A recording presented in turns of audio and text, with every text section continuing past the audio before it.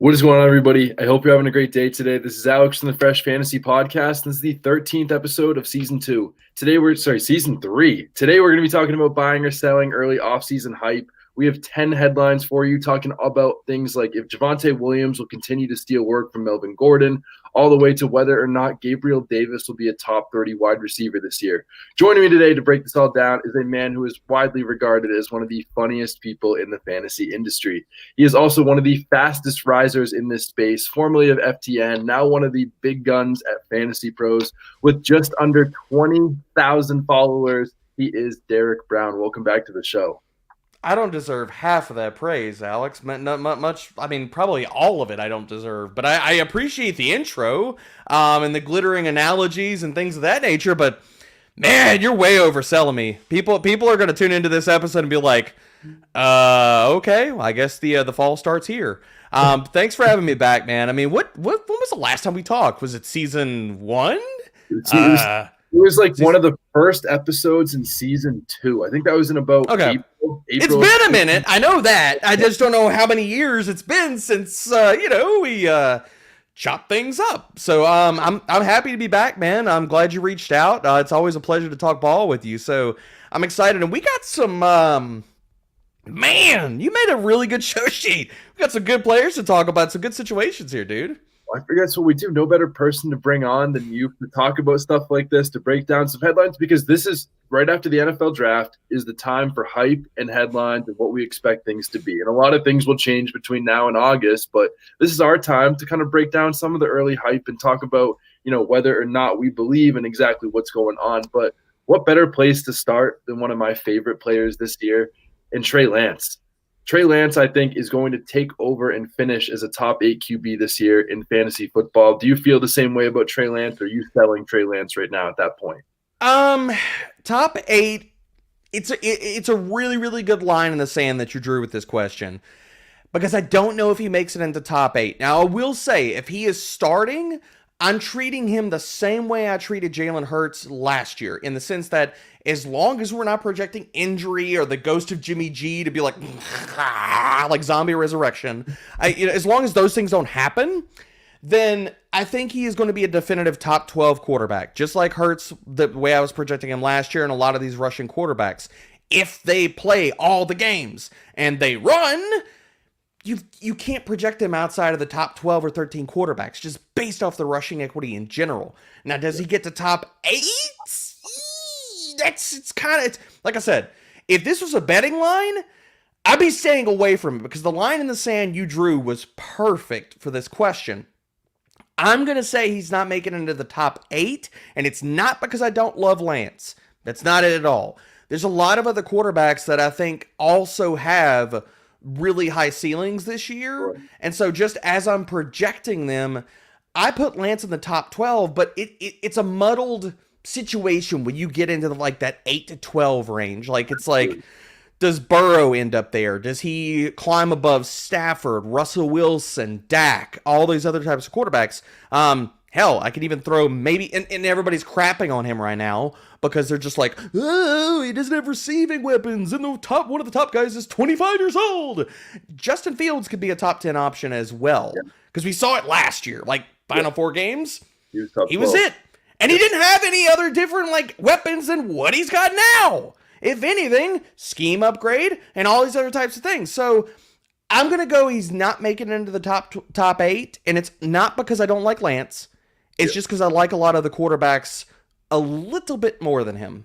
Okay, that's fair. I'm going to buy him because, since 2011, all but 3 quarterbacks that averaged at least 4.5 rush attempts per game were top 8 QBs in fantasy points per game. The only ones that weren't, 2012 Tim Tebow, 2014 Colin Kaepernick, and 2020 Cam Newton. I think that Trey Lance could be Jalen Hurts on steroids with actual weapons this year. But like you said, the ghost of Jimmy G could always come back and wreck things. But I'm going to personally – go ahead. The other part of it is, and I guess where it kind of I get a little bit of the divide, is that I think he's going to be right on the cusp of it, but Agreed. Do we see a lot of the rushing touchdowns and the touchdown equity go towards him? Is it in the passing game? Does he get a lot of the goal line looks? Or is Shanahan want to kind of save you, and maybe we see like Elijah Mitchell and Tyrion Davis Price and things like that. Like they do other things at the goal line. So I guess like I don't hate the call at all because I think he could definitively end up there. It just kind of depends to me. Like I think he's going to be in this back end bucket of quarterbacks, like 7 to 12, and where he kind of finishes in that range is going to come down to I think touchdowns. Yep, that's fair. That's fair. I'm going to buy him. He's definitely going to be one of my guys this year. But I agree with you that it's definitely going to be muddled right in that little bit of range. And I think if he falls in the top 8, it's more likely in the back half of that than the front half of that. But always optimism with me and Trey Lance. But sticking with quarterbacks before we move on to other positions, what about Justin Herbert? So Justin Herbert right now is being drafted as a top 3 QB in fantasy football. It seems like he might still be ascending, but the other side of it is, okay, does he have as much rushing upside as some of the other guys going right around this range? So are you personally drafting Justin Herbert as a top 3 quarterback, or do you think that's just a little bit too rich for him right now? I sure as hell hope he's a top 3 quarterback because I got him ranked as QB2 overall right now. So I think that the passing volume is going to be there. We've seen the offensive system. I think that after it, and as good as he was last year, and he was really good. They had a lot of passing volume, a lot of yardage. He was a QB2 last year.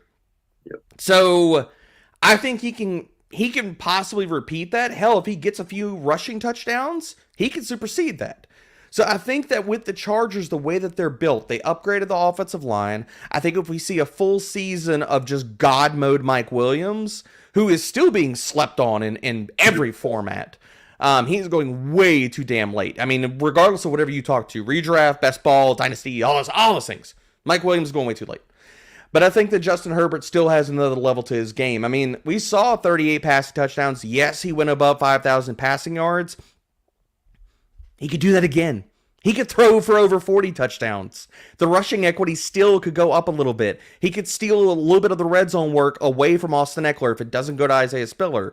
So I think a lot of the things that are going to put Justin Herbert with the ability to, as hyperbolic as it sounds, repeat as a QB2 or better, I think a lot of the things are perfectly in place. If not, that we've seen upgrades to this offense. I mean, look, even if we want to talk about the other tertiary pieces, I think Gerald Everett can be better than Jared Cook. If that's the case, okay, again, bump up. I think that Isaiah Spiller is better than any other running back that they had. I don't think it's going to be enough to steal a lot of the rushing touchdowns or passing work away from Justin Herbert and his equity in that sense. I think Josh Palmer could be a better third wide receiver than Jalen Guyton's ass, who is basically the Chargers version of Demarcus Robinson. He's just out there Fitbitting, baby, just getting routes and no targets because he can't earn them because he's bad. So I think there's a lot to like about Justin Herbert to not only repeat, but possibly eclipse this, man. Like, I think there's a range of outcomes where he fights Josh Allen for QB1 overall, and I don't think it's crazy. Yeah, I think that's fair. I'm personally going to sell this one, and I agree with everything you're saying. I think everything you're saying is completely fair, but I think in fantasy football, for me, I want to absolutely swing for the fences and then some. And when I think swing for the fences, Justin Herbert's my QB4. But I would rather draft someone like Lamar or Kyler Murray because they've had that elite ceiling. Like Lamar's averaged, 28 fantasy points per game in a season. Murray's hit all the way up to 24.5. Josh Allen, 24.5. Justin Herbert's still at 23. It's not super far behind. But personally, I'm going to draft those guys, even though their weapons aren't as strong. Like I know that, Lamar lost Hollywood. Kyler Murray won't have DeAndre Hopkins for the first 6 games. But those guys have the elite rushing ceilings and the guys that could legitimately rush for 1,000 yards. And I think with that, I'm going to sell that take, have Justin Herbert right outside the top 3. Okay. Three.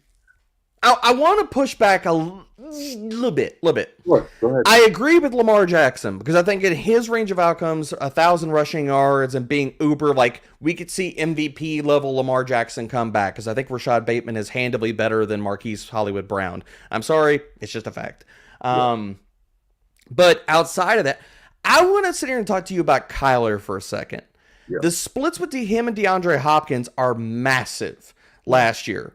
Yes, I understand they brought in Hollywood, but they still have the dusty, mummified remains of A.J. Green there. Zach Ertz is still probably going to volume his way to a top 12 season, but it doesn't mean that he's efficient. We saw this offense crater down the stretch yet again. And the only thing I'm going to say about Kyler Murray outside of the DeAndre Hopkins splits, he didn't run that much last year, Alex. Like you saw at the beginning of the year when they had Hopkins, I think he was averaging like 18 rushing yards a game. He was barely running. And even after Hopkins went out, off the top of my head, I want to say it only went up to about 30 yards a game.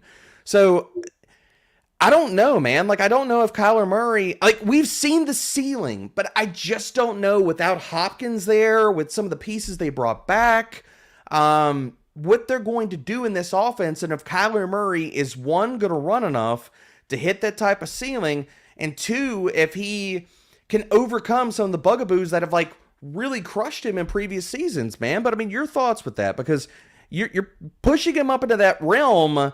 I've just got a few more questions, but what do you think about him? Well, I think it's more the fact that like DeAndre Hopkins last year at the beginning of the season, he didn't run as much, and I know that he was on one of those guys that was constantly questionable, mid-season with that ankle injury that he had. But just like before last season, with DeAndre Hopkins, he ran for 820 rushing yards. And that was when he only played. I mean, he played 16 games, but he clearly, after week 11, when he had that shoulder injury against the Seahawks, was not running the same, was not moving the same. So I think that we've seen it with Hopkins that he can absolutely do it. So for that reason, I'm going to have him at QB3 right over Justin Herbert. Lamar Jackson still have higher than him. But again, we're nitpicking there, between QB2 and QB4. I think usually most times than not, I'm probably going to take the cheaper option, between those two at that point in drafts. But and I might be crazy sauce in this, man, but I mean, like, with all the concerns and questions I have about Kyler Murray and some of how that offense is going to look, I bumped him down a lot after the Hopkins news, and just after, I took him. So he was firmly in the tier of, I have Josh Allen in his own tier. He's QB1. I've got Herbert, Lamar Jackson, Patty Mahomes, and another quarterback in my second tier. But Murray, I bumped him all the way down to QB11. Wow. I bumped him down a ton because if you look at the splits of last year, he was QB16 without Hopkins on the field. Okay. And as much as I would like to say that Hollywood can overcome these things, we didn't see a Hollywood sit here. Like, I know he had his best statistical season ever in his career as far as counting stats goes, but his efficiency dropped off. Say what you want, like, Murray is one of the most efficient deep ball passers in the NFL. He has been over the past, 2 to 3 seasons. I'm questioning, when you look at Marquise Hollywood Brown's deep metrics, like how he's performed on deep routes, they're not great. And I'm questioning, okay, is that a Hollywood Brown thing? Or is that a Lamar Jackson thing? And I know Lamar is not a great deep ball passer, so maybe we just see Hollywood just go to the moon this year with a much better and improved deep ball passer. But if it's more on the Hollywood side, and then we see okay, really Hollywood's not a true alpha. DeAndre Hopkins looks like, I mean, honestly, parts of last year, he looked like a shell of himself. If he comes back and he looks like a shell of himself, and Ertz ages a little bit more, I've just got a few more questions, and maybe I bumped him down a little bit down too far, but I feel like between the highs and the lows of Kyler Murray, I feel like I'm kind of splitting the difference with what we've seen out of him. Okay, well, if he's really, really good here and he's really, really terrible here, maybe he's QB 10 overall. I'm not going insane and saying, oh, he's falling outside the top 12, but we've seen a lot of Jekyll and Hyde. I guess I'm splitting the difference and saying, okay, here's the good, here's the bad, and you mash them all together, and it comes out to QB9. Because to get in that top 3 or 4, you really have to see continued extended excellence. You can't see these hills and valleys for him to stay up at that level or maintain that level for the entire season, considering a lot of the other quarterbacks that we have. But again, I could just be a lot lower on him because of some of those splits and leaning a little bit too far into it. Yeah, no, that's fair. And I think I'm just a little bit more optimistic that I feel like they can, 6 games, they're going to hold on just fine without Hopkins. I think Marquise Brown adds a different element, to that offense they didn't have. But again, we can agree to disagree there. That's fair points for both sides. But I'm going to give you the win there. But let's move on to running backs. And I wanted to start with the guy that, to me, is head scratching at this point.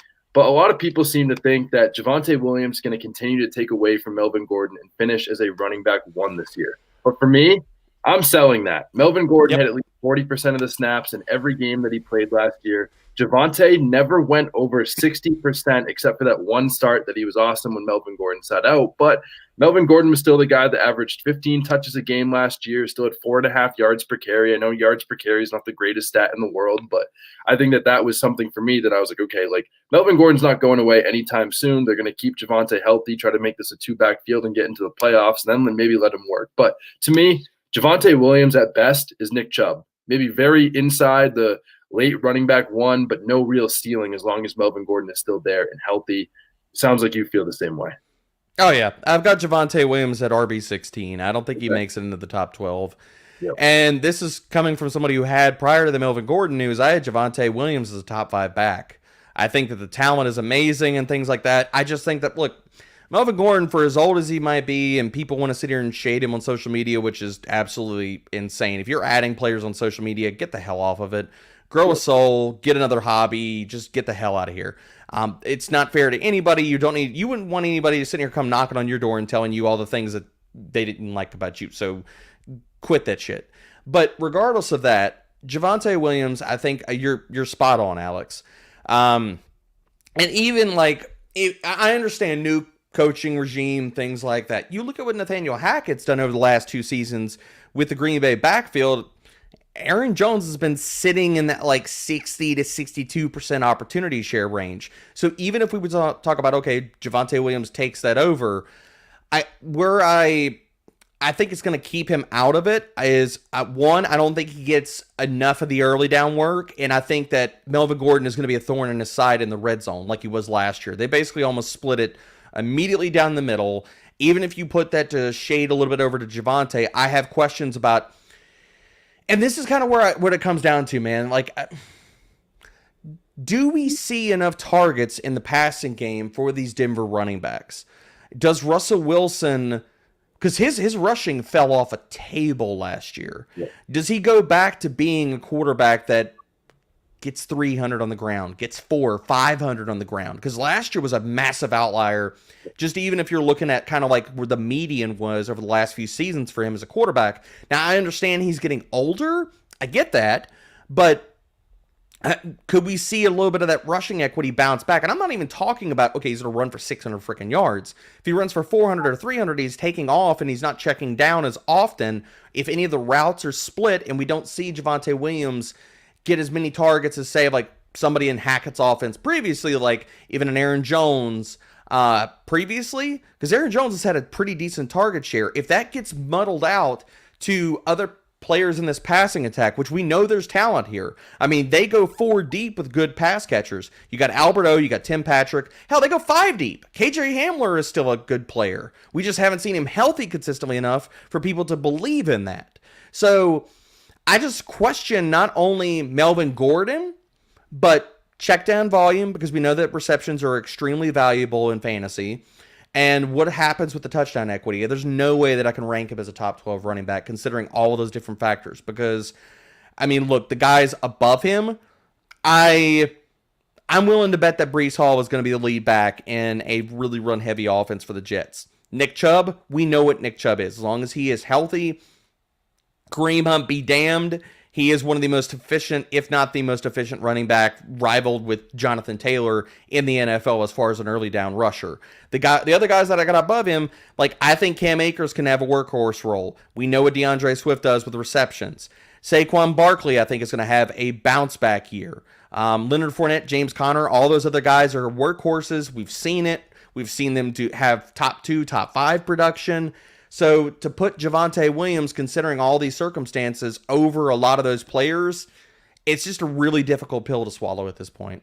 And that's how I feel about like someone like Nick Chubb similar. I know he doesn't have the same level of talent like Kareem Hunt behind him, but it's like, unless this guy gets hurt, like his ceiling is like probably like RB7 or RB8. He's just never going to get the same amount of total work that some of these other guys in that same range could get should they continue to play well. But I'm with you 100% on Javonte Williams. But what about someone like Travis Etienne that we didn't get to talk about? I know he's coming off, a tough injury with the Lisfranc injury, and usually the first year back after that is not very good. But he also got hurt before the season even started. He didn't even get hurt in a game. He has had a lot of time to recover from this injury, and there's potential for him to be in the top 15 maybe this year should he stay healthy and James Robinson stays out of his way. But are you buying Travis Etienne?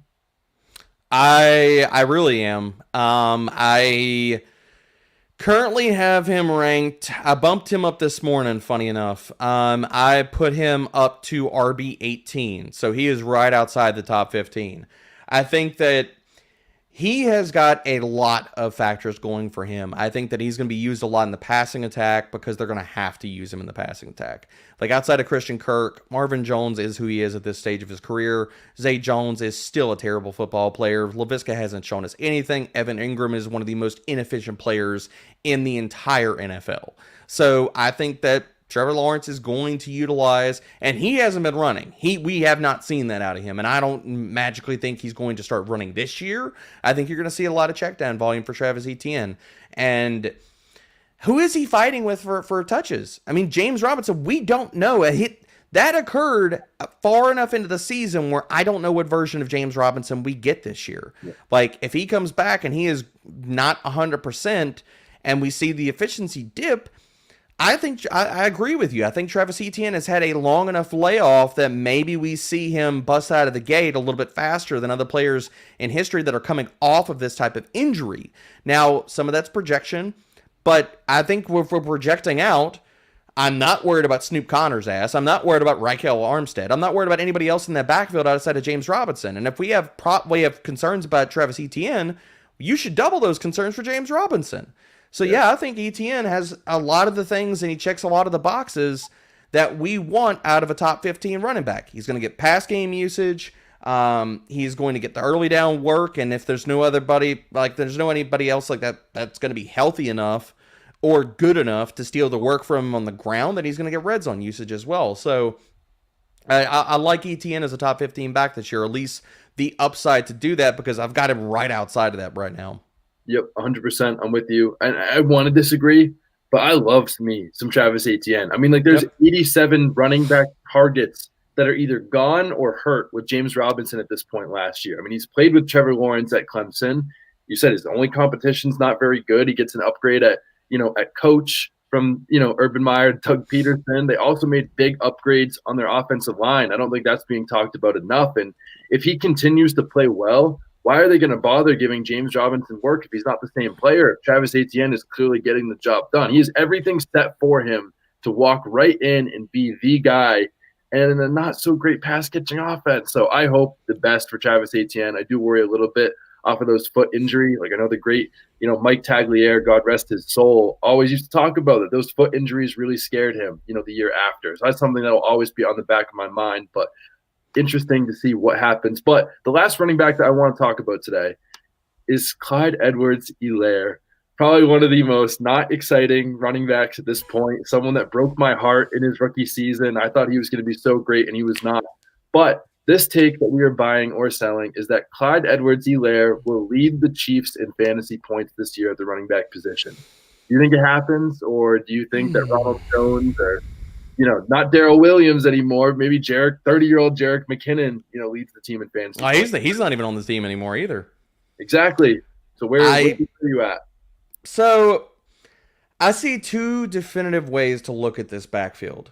And the more and more I've kind of thought about this is you can look at this Kansas City backfield in one of two ways. The fact that they let Jerick McKinnon and Darrell Williams walk, you can look at as a positive for Clyde Edwards-Helaire. They only brought in Ronald Jones. We know he can't catch passes for shit. Like, that's just not, frying pan hands McGee is not going to catch passes. It's not going to happen. So if Kansas City goes to where they're still not going to throw the ball, maybe they lean on Ronald Jones. He takes the early down work, and CEH is non-existent. The other way to look at that is they let all these guys go. They only brought in Ronald Jones. This feels like almost like a show of faith in the running backs that they have on this team.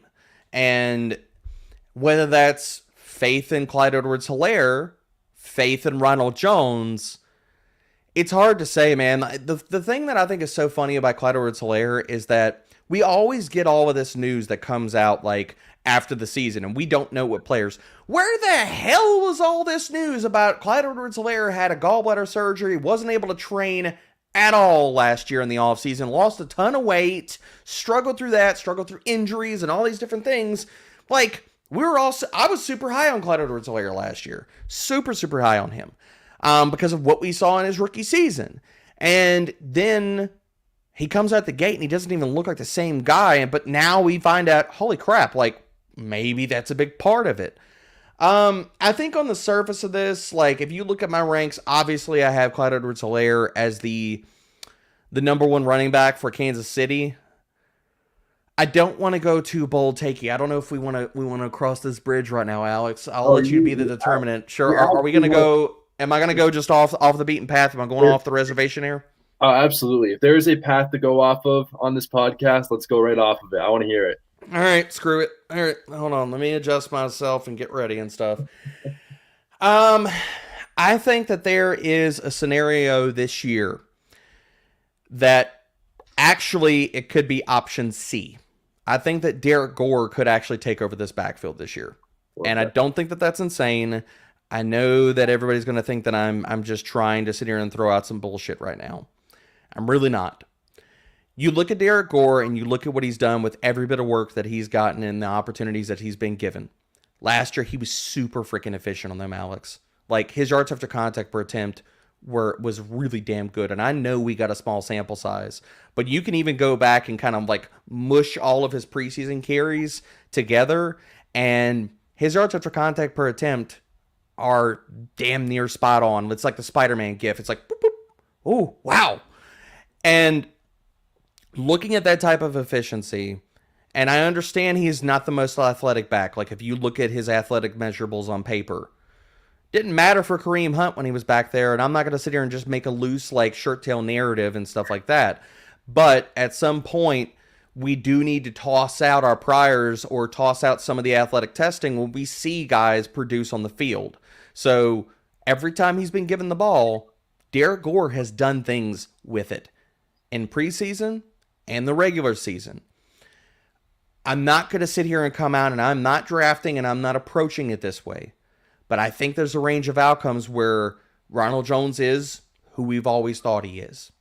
If Clyde Edwards-Helaire fumbles this last opportunity, I think there's a range of outcomes where Derek Gore takes over this backfield. He plays a crap ton, and he doesn't let go of the damn job. And I don't think that's insane to say. I love that. I think that's interesting. So I personally had a similar take, but different, where I felt like Ronald Jones could be the guy that takes over this backfield. Like, I mean, okay. Gallbladder surgery is what it is. Like, I don't know how much of an excuse that is or not. Maybe I'm just like, it could be rough. Yeah, it could be really rough recovery. Okay. All right, well, maybe I'm just hurt by Helaire from what he did to me his rookie year, and I'm still like holding on to that, and that's what's hurting me. But again, last year, Jerick McKinnon and Darrell Williams both had much higher points per game as the starter than he did. Like, he was the worst starter that they had. And Ronald Jones is still, this is a absolute cherry-picked stat. But he's been a top 24 running back in 2 out of the last 3 years. Like, that's not, that's actually a real, like, he's literally been in the top 24, whether that's fair or not. And he's still just 24 years old. He's not an older running back. He's easily the best rushing talent in that backfield. Agree. So I think that easily. I think he could take it over for that reason. But and this is what we're saying. I asked the question, will he lead in fantasy points? I'm talking about Ronald Jones. You're talking about potentially Derek Gore. Yeah, I think we're both leaning no. Yeah, I think we're both leaning no on that. And of course, that he's the favorite. If I had to bet on one person with my life, I'd probably bet there. But I think there's a very realistic chance that someone else takes over this backfield at some point in the season. But that is enough about CEH. Let's move on to wide receivers, starting with Michael Pittman. Do you think Michael Pittman is going to outscore both Jalen Waddle and Amari Cooper this year in fantasy football? Bet your ass I do. I absolutely believe in Michael Pittman. Yes. Totally in on him. I'm only going to ask this. Okay. Sorry, kids at home. It is what it is, man. So I'm going to say this. I already have it ranked like that, Alex. Like, go. I've got Jalen Waddle down at wide receiver 20. Yes. And who is the other Oh, Amari Cooper. Amari Cooper. I've got Amari Cooper ranked at wide receiver 26. Do you want to venture a guess where Michael Pittman is, sir? First of all, you tell me your rank, and then you show me yours, and I'll show you mine. Okay, I have him at 13 right now. I love it. I love him. I do. And I'm even spicier than you, my friend. I have him at wide receiver 11. I think he's going to be a locked-in wide receiver 1 this year. I want anybody looking at my ranks over on FantasyPros to be drafting Michael Pittman with confidence. I want you to be above consensus. I'm not telling you have to draft him at wide receiver 11.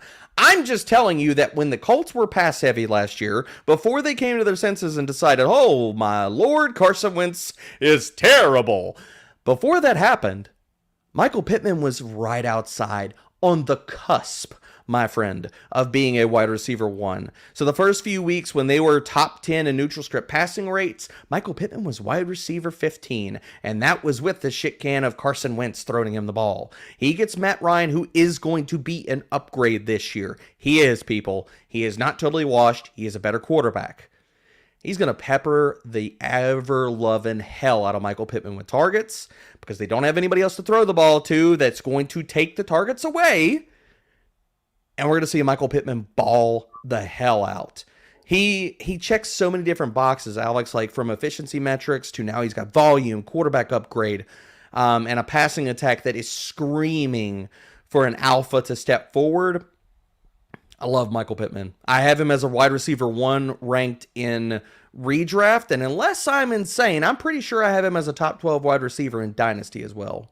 Yeah, as you should. I'm also all in on Michael Pittman, and again, even just going to the quarterback, let alone the talent of Michael Pittman. Like, I know people love to think Matt Ryan's washed, but last year, per player profiler, he was like top 10 in almost every accuracy stat, where Carson Wentz is like outside the top 20 or 30 in some cases in every accuracy stat. Matt Ryan. The only thing Carson Wentz could do well was throw the deep ball, and past that, he crapped his pants religiously. Exactly. Big time crapping. It's not even just little craps. Like he had, No, man, it's like full on depends. Like you need the extra large. It's horrible. Yeah. You need some like a clothespin on your nose. It's bad. Oh, yeah, exactly. He had some rough food that was really hitting his stomach all last year. But again, Michael Pittman, literally as a sophomore in the NFL, had a 25.7% target share. I think that only continues to grow. Matt Ryan has always targeted his wide receiver 1s healthy heavily from Roddy White to Julio Jones, Calvin Ridley. Again, Michael Pittman was also 4th in route run win rate last year, 3rd highest route run percentage. Oh my goodness, I cannot speak today. Of anyone in the NFL, ran in 98% of the Colts dropbacks. He is going to be on the field all the time, catching passes all the time. He is going to be amazing next year. And again, I brought in Jalen Waddle and Amari Cooper because I wanted you to disagree, but I think that speaks to the level of Michael Pittman. One other thing I want to mention for people, go listen to the last episode on Dwayne McFarland for PFF breaking down Michael Pittman. He made an amazing case for Michael Pittman that flipped it. I know Andrew Erickson, also a FantasyPros, is a huge believer in Michael Pittman. Matt Harmon, who we all know and love, is a big fan of Michael Pittman. A lot of smart people outside of myself, like Derek and all these guys, are big believers in Michael Pittman, and you should too. But let's move on to another little debate here. Real fast, Alex, yeah, and I want to pose this to you because I think that the two players that we talked about versus Michael Pittman, I'm not going to say they were layups, but I'm going to give you a harder choice here, my friend. Please. Michael Pittman or T. Higgins? Where do you go? I'm okay. I think that, gun to my head, I think I'd probably want to go T. Higgins, but I'm going to say Michael Pittman for this reason, that he's the wide receiver 1. I think that he has a higher ceiling than T. Higgins does because he's not competing with Jamar Chase. I think that Higgins could absolutely outscore him, but Michael Pittman, the number 1 option, and has a much higher potential at being top 5. After we get off this podcast, I'm literally recording a video called Why Michael Pittman Could Be a Top 5 Wide Receiver in Fantasy this year. That's why I'm over T. Higgins. I can't shake my head any harder as yes for every reason that you outlined. That's why I have him ranked ahead of T. Higgins right now. 100%. That's exactly why we should. But let's move on to another debate, going back to the Chiefs and players that efficiency has not been kind to them. But let's debate real quick on Juju Smith-Schuster versus Rashad Bateman. Who are you taking? Because one thing for clarification, people listening to the show, we did not talk about who we're taking in these debates. We figured we go right into it, we go blind and see what happens. But Rashad Bateman, Juju Smith-Schuster, who are you taking here? There's no way in hell I'm going to take Juju in this one. There's Yes. no yes. way in hell I'm going to go with Juju Smith-Schuster. You have a 25-year-old wide receiver that had 95 Dude, can people please stop telling me Juju's age? The top three things that get brought up when Juju Smith-Schuster is talked about, and I'm getting labeled as a Juju hater. I don't hate him. Yep. I just don't like. I don't understand why people love him so much, man. Like the three things that are always brought up. It's the three beat to death talking points that are always brought up with Juju. Is he's 25. They bring up the volume stats for Juju. Well, he did these things in the past. And he's got Patrick Mahomes. Dude, come on. Juju has been okay. I need to sit here and calm down for a second. Juju is basically been the Evan Ingram of wide receivers over the last few years. He has been one of the most inefficient players in the NFL for a long time, people. His yards per route run has dropped in each of the last 4 seasons. His yards after catch per reception has also dropped in each of the last 4 seasons. He couldn't even crest last year, and people were like, well, he was injured. Well, it was Big Ben. He couldn't even crest 1.0 yards per route run, which if you don't know much about yards per route run, I could just definitively tell you that is terrible. Like, not even starter level in the NFL. That's how inefficient that is. And if you go back to the year prior, he was barely above 1. And for everybody that says, oh, it's because of Big Ben, it's got to be because of Big Ben. Deontay Johnson says, hold my damn beer. He has had no problems operating in that offense and being extremely productive for fantasy. So for everybody making up excuses for Juju, giving him the Patty Mahomes bump, saying he's 25 years old, and talking about all these volume stats, if you look at every single efficiency stat for Juju Smith-Schuster, it screams he is not a good wide receiver anymore. That is why I have Sky Moore handily ranked over Juju. Sky Moore I have he's inside my top 36 wide receivers. Juju is barely a wide receiver 4 for me. Yep. So, no way. No way. And that's not even making a pro Rashad Bateman case, which I could do for days, baby. 100%. No, I'm with you on Juju. Again, I think like not even only his yards per route run, which has dropped in 5 straight years, he's also not been a top 36 wide receiver in fantasy points per route run since 2018. I was a junior in high school the last time, and I was up to be a senior in high school. I was going to be a senior in college. And I was told I wanted to go to college. The last time that he was a top 36 wide receiver in fantasy points per route run. He's also been below 20% in targets, per route run in 4 of the last 5 years. The average for wide receiver 3s is 21%, and he's been below that in 4 of the last 5 years. Dude, bad. I don't care if he's 25. I don't care if he's going back to the Chiefs. This is not it. You should be buying Rashad Bateman over him all day. But this next wide receiver, the last one we're talking about today, is like the holy grail of wide receiver debate on Twitter at this point. There are so many sides. There are so many people that have so many different opinions. And thanks to my good friend Dwayne McFarland on the last episode, my opinion has changed. Gabriel Davis, top 30 wide receiver. Maybe not top 30, but are you buying or selling Gabriel Davis in general right now, given what people are saying about him? So it's funny that this is the line that you drew for his finish, because I have him exactly at wide receiver 30. Okay. I think there's a lot to love about Gabriel Davis, and I'm curious about the case pro and con that Dwayne probably laid out. He probably talked a lot about his targets per route run, things of that nature. I think that Gabriel Davis has not shown us the market share of targets, and that's what everybody in the Dynasty community goes back to. It's like, if you look at all the players that have earned this market share of targets over the first 2 years of their career, they don't usually pan out. It's not a good hit rate and things like that.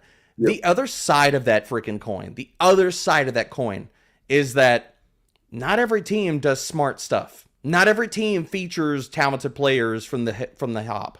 He was blocked, and he has been blocked by veterans and stuff. Now, say what you want about, the team not believing in him. Maybe they wanted more depth. The other thing about it is they wanted to run more 10 personnel and go 4 wide, and you have to have the receivers to freaking do that. But I think that Gabriel Davis, if you look at a lot of his efficiency metrics, and this is lumping in the massive Kansas City game, he was really damn high in yards per route run. Now, if you take that game out of the equation, because I know everybody says, they love to parse that out.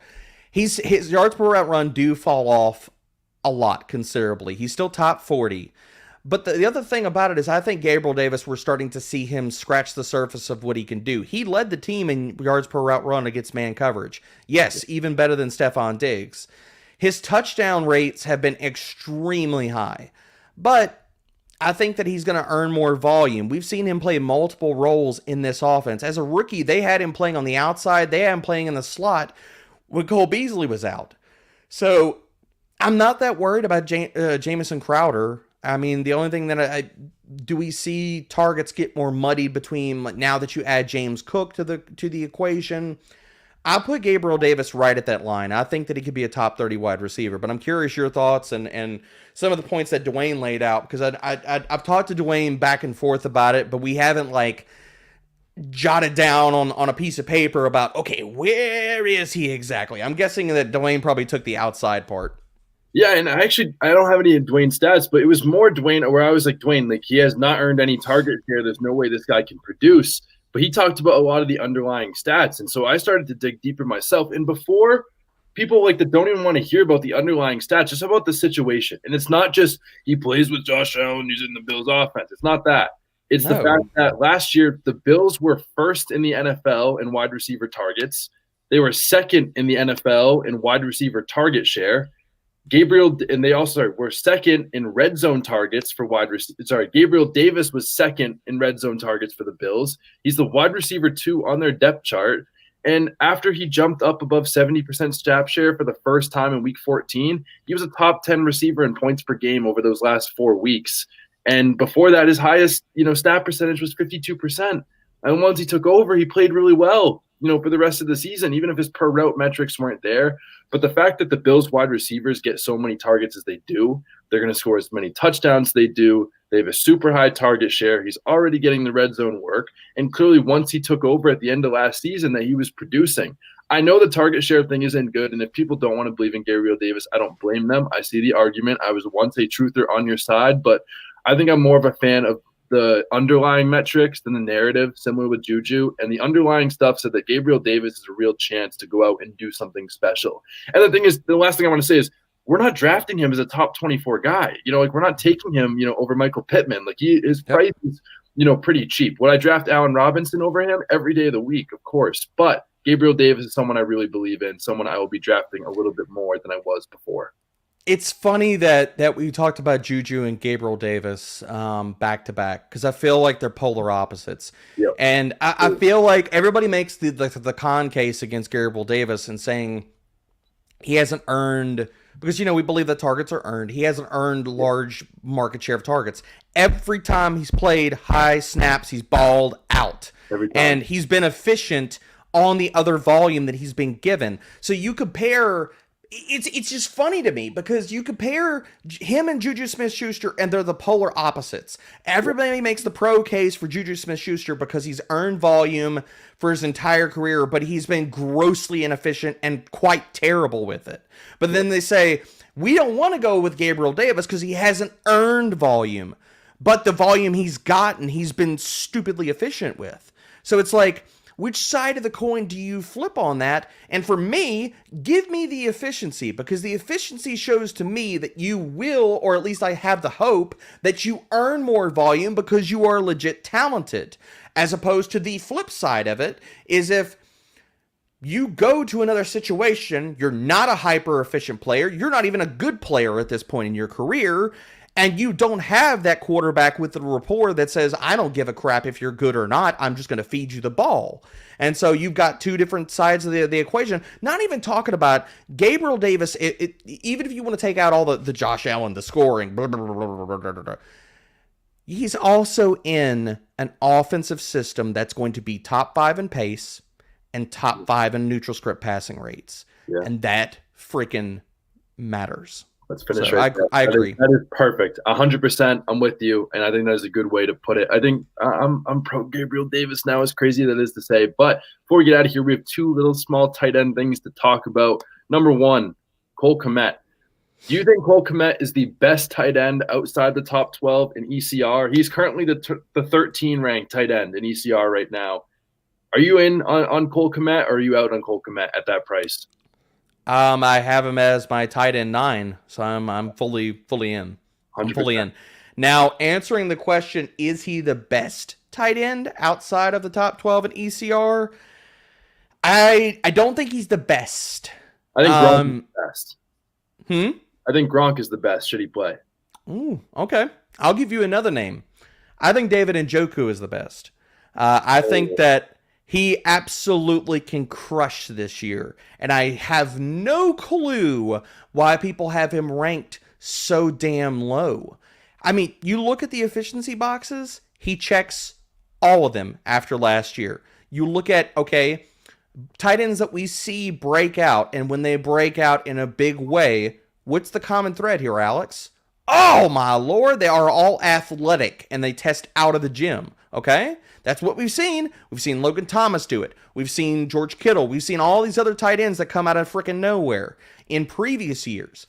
They're all super athletic. David Njoku has the athleticism, he has the efficiency, and he's competing for targets behind just Amari Cooper? Who's he fighting with? Yeah. Jarvis Landry's gone. DPJ is not that guy. Anthony Schwartz? No. For all you David Bell lovers?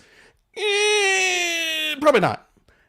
David Njoku could easily get over 100 targets this year. I have him ranked inside my... I want to reference this right, so I'm not lying to you. Yeah, I have him at tight end 8 right now. I think that he is going to crush, and if anybody has a negative argument against David Njoku being that guy, I would love to hear it, because I just don't see it, man. Like, I don't... Outside of people holding on to their priors, I think David Njoku is ready to lift off. So while I love Cole Kmet, I have David Njoku one spot ahead of him, and that if I'm going to just put a pin in it and say this is the best tight end outside of the top 12, I'm going to side with David Njoku, and I'll give an honorable mention to Irv Smith, because I think that he was one of the biggest quiet winners of the NFL draft when the Vikings did not add any pass-catching talent of note. And we have Adam Thielen a year older, and you only have Justin Jefferson above him. So I'll sit with, as much as I love Cole Kmet, my two answers for this one are David Njoku and Big Irv. I love that. I love that. And just to add on to the Cole Kmet argument, I love both of those guys, the Irv Smith and David Njoku. You totally convinced me on David Njoku. But my case for Cole Kmet is the fact that the Bears lost their 3rd, 4th, and 5th leading target getters. It's over 144 vacated targets just from that. Last year, Cole Kmet was 8th in targets, 9th in air yards, 11th in target share, and he had a 19.7% red zone target share, which is awesome, but no touchdowns. That is the biggest thing holding him back. But again, Cole Kmet, David Njoku, Irv Smith are the guys that you want to be targeting if you don't grab one of those top, 5 tight ends that I would say roughly. But going on to those top 5 tight ends real quick, Travis Kelce versus Mark Andrews. Where do you stand on this debate? Our final question before your flag plant. I think it's got to be Travis Kelce. Agreed. I'm going to go Travis Kelce over Mark Andrews. I think that even with Travis Kelce being a year older, the efficiency metrics are all extremely high. Travis Kelce now walks into the Kansas City passing attack as the undisputed number 1 option in that passing attack. Yep. I think the red zone usage, that's what we need to see bounce back for Travis Kelce. He didn't get as much red zone usage last year. You saw the touchdowns drop. They weren't even featuring him in the red zone for like most of the damn season. A lot of the red zone usage that you even see that is filed under his name came towards the back half of the season. So I think Travis Kelce can just go God mode this year again. I think that he's not old enough to believe that the fall off the cliff is going to be that massive. Patrick Mahomes can still support and help his efficiency in numerous ways. And I think the touchdowns come back. So as much as I love Mark Andrews and as good as he was last year, I can't put him above Kelce. I think Bateman's going to eat into more of his target share because he's a better player than Marquise Brown was, or he is. 100%. Again, Travis Kelce still the tight end 1 overall in 5 of the last 6 years. And Tyreek Hill not only leaves his 25% target share, but his 25% red zone target share that's now up for grabs. Who's going to get it? MVS, Juju, Derek Gore? I mean, no, it's going to be Travis Kelce stealing all the work. Sorry, I didn't even take a shot at Derek Gore, but I think that Travis Kelce will get that work. But the final question I have for you today, Derek, before we jump out of here, is your 2022 flag plant, your boldest prediction that you believe in? I will leave the floor up to you. I put this out on Twitter. I think that Jalen Hurts is going to be the QB1 this year. I think he goes full on like crazy Lamar Jackson-esque from his MVP season. I think that all of the parts and pieces are around him for him to do so. As long as he is healthy, he is going to run. I think this Philadelphia Eagles offense is going to be explosive. I think they are going to throw the ball more because they tried to do it last year. They did not have the weapons to do it. So then you saw them go really, really run heavy. They have a healthy, for right now, offensive line and wide receiver core. I think there's just so many different parts or pieces, man. Like, I think Jalen Hurts can absolutely crush this year. So, you want to take your dark horse MVP bets? Go ahead. I think the Eagles are a really good team. I would be betting them to win the NFC East. If it's not Jalen Hurts, and I don't go with that guy as my absolute flag plant for the year, and I'm not going to go with Michael Pittman, any other players we've talked about to this point, the other guy that I think I'm probably going to throw my chips in with, if I got to pick one person, it's probably going to come down to going back to either David Njoku and putting him as a top 5 tight end this season, or I am going to double down on my Juju Smith-Schuster shade and tell you that Sky Moore is going to be the number 2 weapon right behind Travis Kelce. I think that he's going to finish the year as a top 36 wide receiver. I have him ranked right now as such. And I think that he has got an outside chance to crest the top 24 if he takes over early and he takes over fast. If it takes a little bit of time, I think he's going to be a top 36 wide receiver. And for everybody that says that isn't bold, I mean, look where people are ranking Sky Moore as compared to Juju Smith-Schuster, and then come back and tell me that not putting Sky Moore like every other person in the fantasy space in the late wide receiver 4 range or high wide receiver 5 range and things of that nature, I can't do it, man. Andy Reid has used rookie wide receivers. I looked this up last night on a separate show. You go back to Deshaun Jackson's rookie season, you go back to Jeremy Maclin, because outside of Mecole Hardman, and he was a terrible prospect entering the NFL. He was just a bad prospect. Outside of that, Kansas City has not invested high draft capital in wide receivers. But if you go back to Philly, Jeremy Maclin was the wide receiver 26 in his rookie season. And Deshaun Jackson, off the top of my head, was wide receiver 31 or 37, somewhere in that range. So I really think that Sky Moore is going to ball the hell out this year. I love that. I love that. No, those are great takes. David Njoku one is definitely the one that I will most definitely be doing a lot more research on after this. That was the one that you really sold me on, but those are all great flag plants. Jalen Hurts was one of my guys. He was my flag plant last year before I changed it in August to DeAndre Swift, just because I was so convinced that he was going to be the guy, and he did ball out until he got hurt and ruined my Thanksgiving. Shout out DeAndre Swift for doing that. But Derek, it's been a wonderful time having you on the show today. Always a pleasure to talk ball with you. But before we go, you have a lot of great work, and it's not just redraft work. You do Dynasty, you do Best Ball, you do DFS, and you are hilarious while doing all those things. A true jack of all trades. It's been a pleasure having you on today. Anything that you want to plug or say before we get out of here? Too kind, man. Too kind. People have to put up with the dad jokes and my incessant loud mouth. You don't really have a choice. I'm at FantasyPros, and you got to listen to it, people. So For me, man, like I talked about, like we got all kinds of content spread across Fantasy Pros. Whether you go to there or to Betting Pros, we have Dynasty content. We are working on a redraft kit that will be live sometime in June. We have the Dynasty Rookie Draft Kit that is live right now. I contributed over 30 player profiles. Scott Bogman, if you do IDPs and you want to get a lowdown on the defensive players, you still have rookie drafts. I know that there are still Dynasty leagues out there that still do have rookie drafts coming up.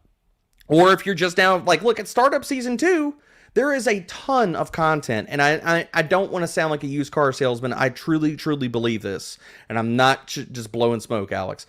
Regardless of whether you are a new Dynasty player or a veteran Dynasty player, I think there is something in there for everybody. Whether you want to use player profiles, you want to use those and say, okay, I want to get my head around that for best ball. Hell, dear Lord, we have a best ball draft kit that is live on the site as well. But outside of that, man, yeah, I mean, you could catch me on Twitter. Follow me at dbro_FFB. I'm on the Fantasy Pros podcast 2 to 3 times a week, and all my content can be found at Fantasy Pros, Alex. So I appreciate you, man. I appreciate you having me back on. I appreciate you putting up with my loud mouth and all of the glittering analogies that you threw of, at least in association with my name. Far too kind, my friend, but this was awesome. Awesome, awesome. Awesome. Well, I really appreciate it. It's been awesome having you on the show today, as always, and I'm sure the listeners absolutely enjoyed every single minute of it.